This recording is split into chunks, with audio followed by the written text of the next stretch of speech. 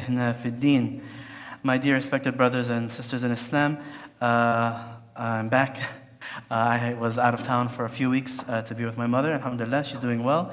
And I'll be here for now, inshallah, continuing our halaqah, our khatara. We are still on the chapter of sabr in the book of the miscellaneous topics in Riyadh al-Salihin. Today's hadith actually has a few different narrations, and we're going to give the longer one of it. It's the same incident, but it had multiple narrations. A very beautiful hadith, and it actually highlights many very, very lovely aspects of. You'll see inshallah in the hadith as we go over. So it was narrated in. There's a narration both in Bukhari and in Muslim. The one in Muslim is longer and has more details, so I'll focus on that one.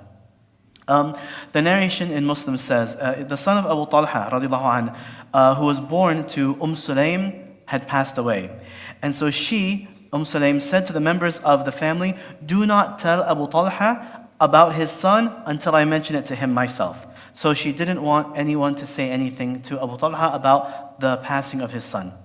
Abu Talha came home and she gave him supper. He ate and he drank, and then she adorned herself and beautified herself in the best way she ever did, and they slept.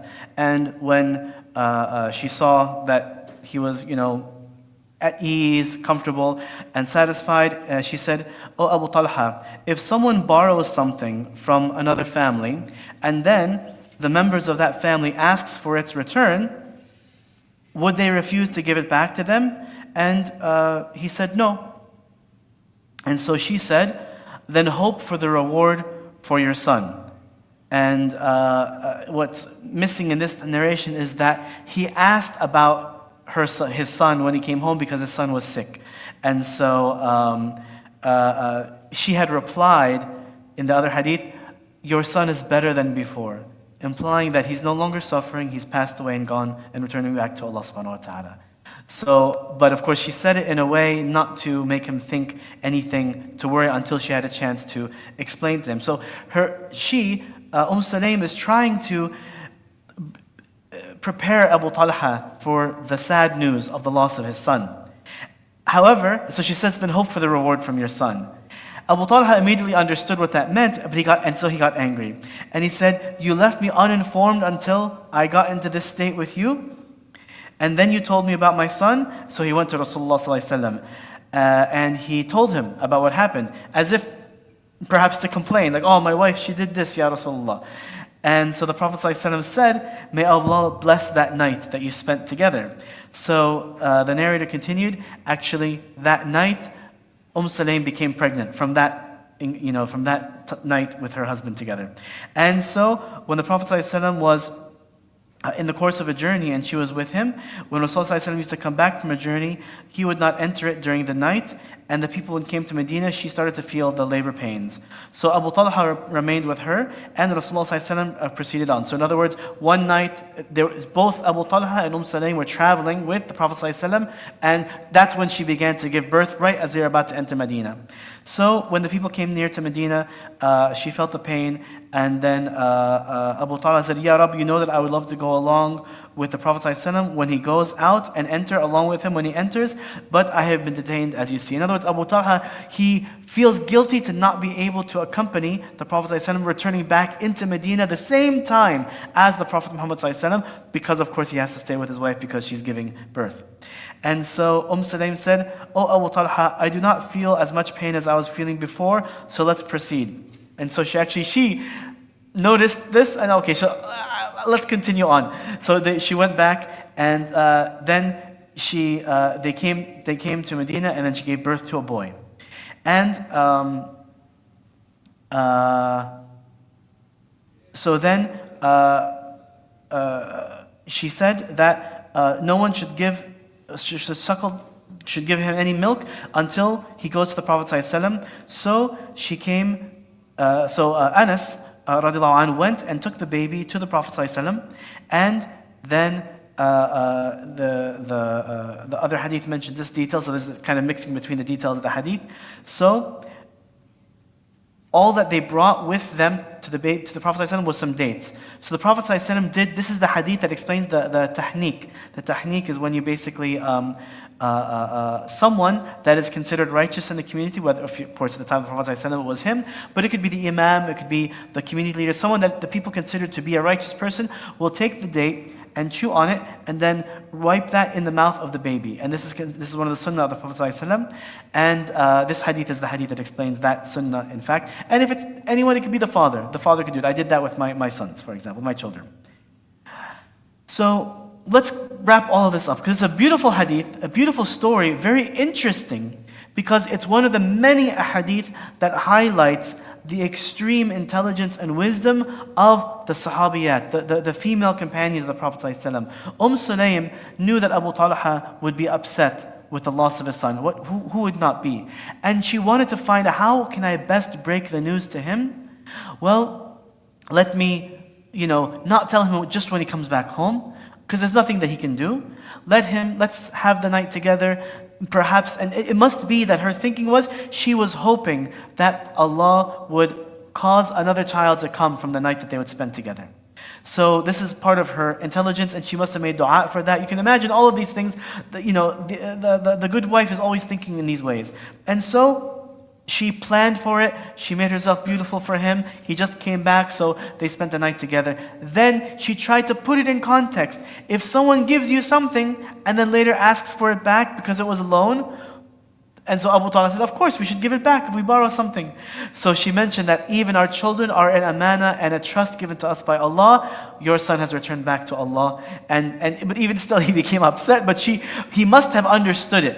He must have understood it, although he was upset. And then the rest of the hadith was narrated. So the beautiful thing is, we should have wisdom with how we communicate to people. Sometimes it's nice to be straightforward, but if you know that someone could use a reminder, try to inform them with the reminder. The point being, remember, Sulaym, she lost a son as well, but she was thinking, how should I tell my husband so it's easy on him? So that we can perhaps Allah would replace something with what we lost. Replace what we lost with something else. The amazing thing is, the narration in Bukhari adds that this child was named Abdullah bin Talha, Abdullah bin Abu Talha. And this Abdullah had 9 sons.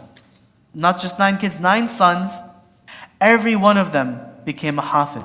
So this was from the generation of the companions and the tabi'een. They were all huffaz. 9 children from the grandchildren of Abu Talha. So in other words, Allah subhanahu wa ta'ala brought a lot of khair from this test that He put Abu Talha and Sulaym through. Subhanallah.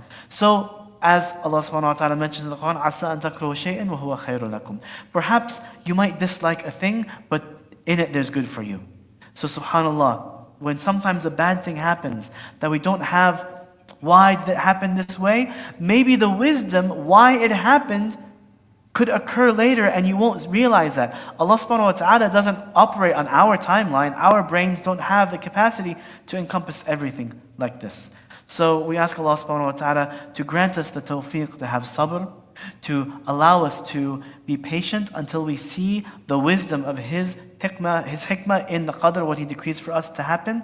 And we ask Allah subhanahu wa ta'ala for the very best in the dunya and in the akhirah. Before I wrap up, there's some idea that we've been having and talking about. I personally have a strong interest in astronomy, the science of astronomy, stars, space, planets, galaxies, things like that. And the Quran and Sunnah talks a lot about the natural world, science, nature, the planets, the stars, the moon, things like that. I always found it a very big boost to my iman anytime I learned something about astronomy, and it became my favorite topic in my hobby. So I'm thinking of doing, on and off again, a halaqa or khatira like this, but focused on the science and Islam, basically bringing together the topics of nature and Islam, showing how Allah subhanahu wa ta'ala mentions something in the Quran, but not just about like the miracles and the proofs, but how do we take our knowledge and understanding of the universe around us and couple that to increase us in our iman. And there's countless things that we can do for this. So I'm thinking about this. If you're interested, let me know. But I'm thinking about doing that as well. We'll continue this one, but also maybe doing that one from time to time, something like that, inshallah. So inshallah, jazakumullah khair, subhanakallah wa hamdik, wa ashhadu an la ilaha illa ant, wa astaghfiruka wa atubu ilayk. We ask Allah subhanahu wa ta'ala to grant relief to our brothers and sisters in Gaza and the rest of Palestine, to make this a lasting peace and tranquility for them, to allow them to come back to a sense of normal lifestyle, to end the oppression, to end the fighting, the struggling, the infighting, and the instigators of problems that are there in Palestine, in Sudan, in Yemen, throughout the world, in all the places that we know and that we don't know. We ask Allah subhanahu wa ta'ala to descend peace and maghfirah and rahmah to everybody, inshallah. And we ask Allah subhanahu wa ta'ala for the very best in the dunya and the akhirah. Rabbana atina fi dunya hasana wa fil akhirati hasana wa qina adhab an-nar. Jazakumullah khair. Assalamu alaikum wa rahmatullahi wa barakatuh.